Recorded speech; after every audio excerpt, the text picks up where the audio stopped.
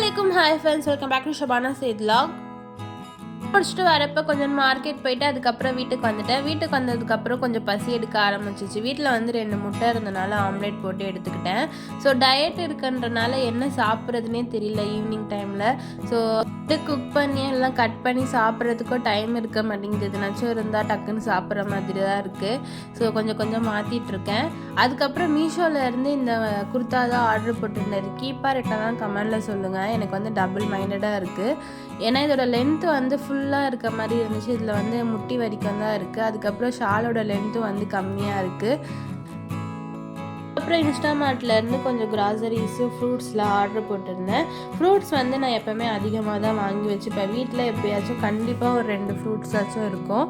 அதுக்கப்புறம் கொஞ்சம் கிராசரி ஐட்டம்ஸ்லாம் வாங்கியிருந்தேன் இல்லையா, அதை இந்த பாட்டிலில் ரீஃபில் பண்ணிக்கிட்டு மற்றதெல்லாம் வந்து ஒரு பாக்ஸில் போட்டு வச்சுட்டேன். அப்புறம் கொஞ்சம் ஸ்நாக்ஸும் வாங்கிட்டேன் ஹஸ்பண்ட்காக. ஸோ இதெல்லாம் ரீஃபில் பண்ணி எடுத்து வச்சுட்டு நான் டின்னருக்கு தோசை சட்னி சாப்பிட்டேன்.